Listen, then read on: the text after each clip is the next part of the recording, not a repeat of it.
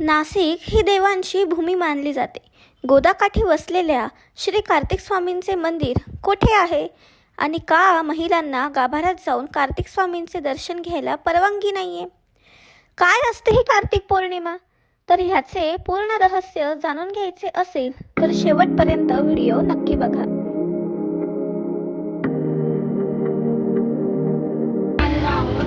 पंचवटीमध्ये गंगेवरती कार्तिक स्वामींना मोरपंख खूप आवडतात. तुम्ही बघू शकता सगळे लोक पण किती पर्चेस करतायत ते.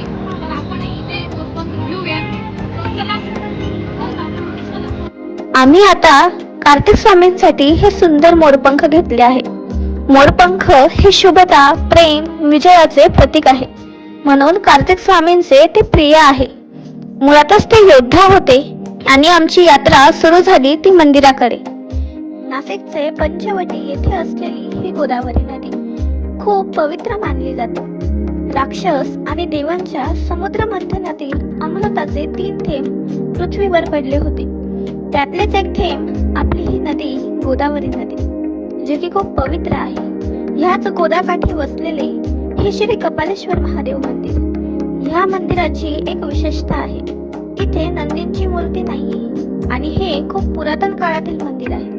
तर नेक्स्ट ब्लॉग मध्ये मी तुम्हाला पूर्ण कपालेश्वर मंदिराचे रहस्य सांगणार आहे.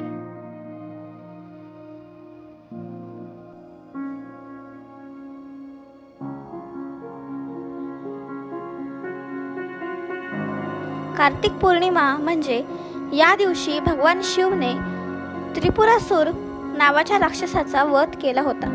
म्हणून याला त्रिपुरारी पौर्णिमा असे देखील म्हणतात. म्हणून या दिवशी त्रिपुरारी वात देखील जाळतात आणि हा सण देव दिवाळी म्हणूनही ओळखला जातो. कार्तिक स्वामींच्या ध्यानात एकदा एका स्त्रीने व्यत्यय आणला होता. म्हणून कार्तिक स्वामींनी श्राप दिला की आजपासून कोणतीही स्त्री माझ्या गाभाऱ्यात दर्शन घ्यायला येणार नाही.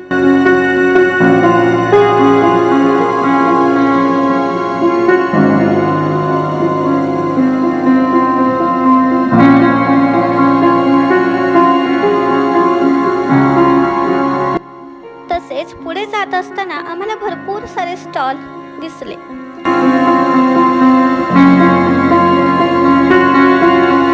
तर आम्ही दर्शन करण्यासाठी मंदिराकडे जात असताना आम्हाला गोरेराम मंदिराचे दर्शन झाले.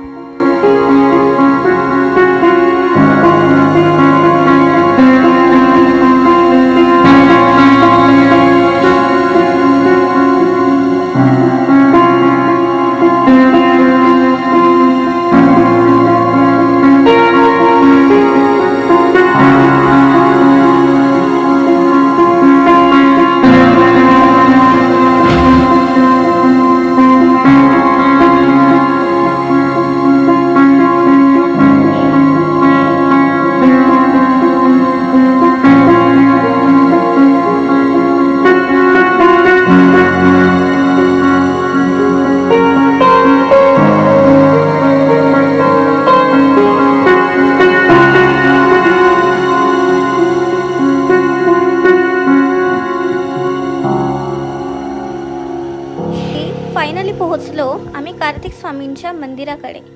खूप सुंदर मंदिर आहे. इथे आल्यावर खूप छान आणि प्रसन्न वाटते. पण आज कार्तिक पौर्णिमा असल्याने इथे खूप गर्दी होती. म्हणून आम्ही त्यांचे बाहेरनं मुखदर्शन घेतले आणि निघालो गोदाकाठी असलेल्या. तुम्ही बघू शकता आपण कार्तिक स्वामींच्या मंदिरात आलो आहोत.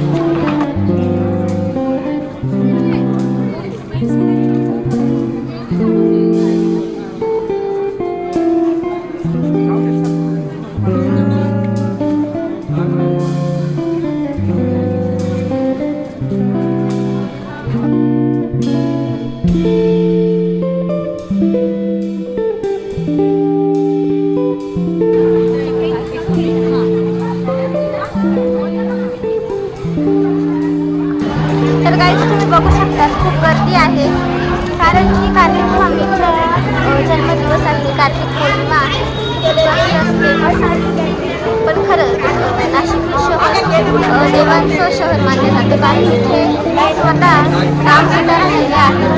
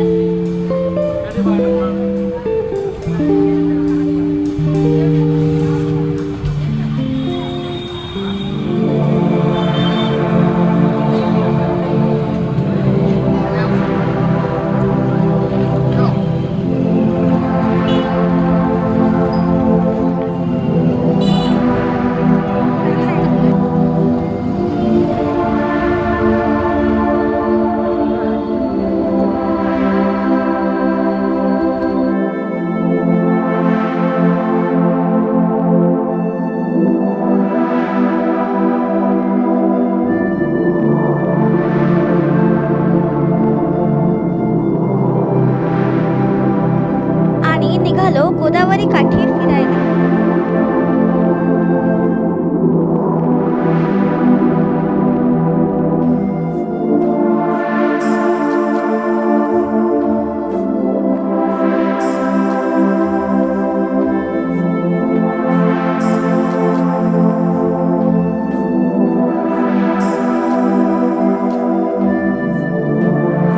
गंगेवर हे दुतोंड्या मारुती खूप छान आहेत आणि इथे जर कधी आलात तर यांचे दर्शन नक्की घ्या. तर आता आपण आलो आहोत गोदावरी तटावरती. हे खूप पवित्र स्थान मानलं जातं आणि इथे स्वतः राम स्नान सुद्धा करत होते.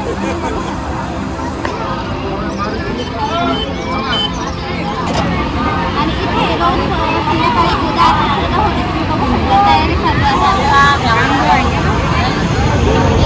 गोदा आरती चालू असताना खूप एनर्जी असते. खूप छान इथे वातावरण तयार होतं. खूप एनर्जी असते. सो मिस करू नका नाशिकला याल तर गोदा आरती.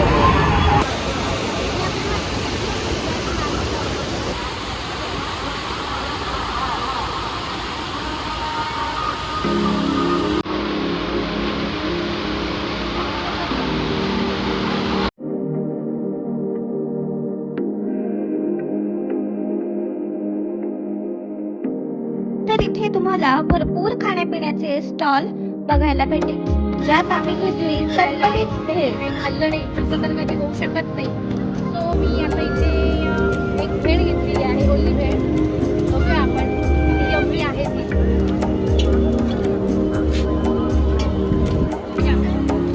जास्त गोड नाही.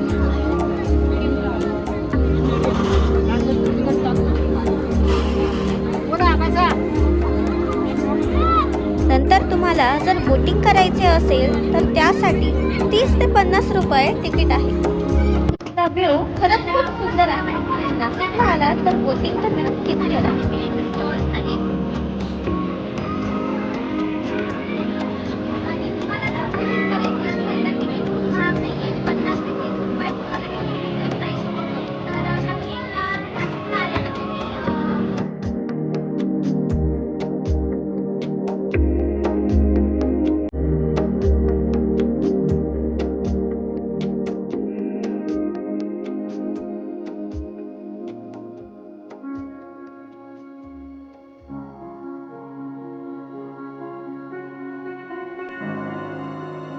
आणि नंतर आम्ही घेतला नाशिकचा फेमस बटाटा पोंगा, जे की खूप फेमस आहे. इथे आल्यानंतर हे नक्की ट्राय करा. इथे ह्या दादाकडे खूपच फेमस आहे आणि हा एकमेव दादा असा आहे की जो बटाटा पोंगा बनवतो.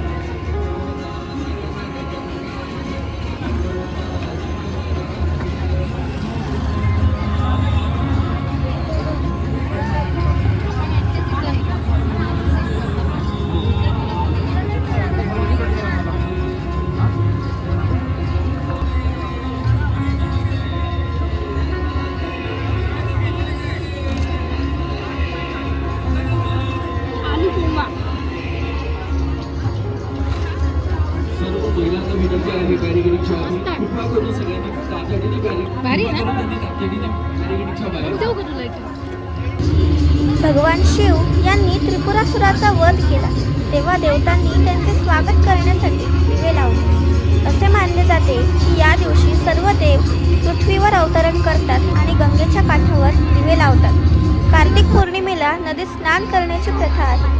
कार्तिक महिन्यात अनेक भाविक नदीत स्नान करतात आणि गंगेत दिवे सोडतात.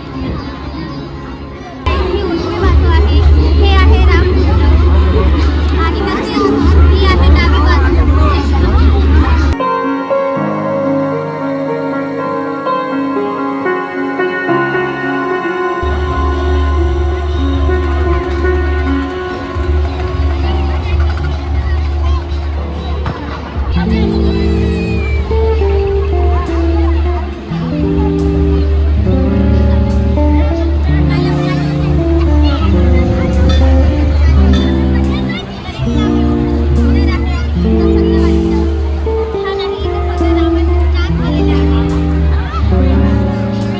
तसेच पुढे गेल्यावर तुम्ही बघू शकतात, हे आहे बाणेश्वर महादेवांचे मंदिर.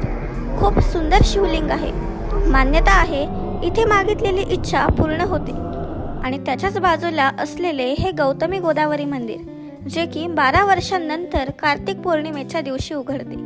आणि तसेच तुम्हाला नाशिकचे सर्व धार्मिक देवस्थाने बघायचे असतील तर नंदिनी क्रिएटर या यूट्यूब चॅनलला सबस्क्राईब करा, लाईक करा, शेअर करा, बेल आयकॉनवर क्लिक करा. भेटूया नेक्स्ट व्लॉगमध्ये. राधे राधे.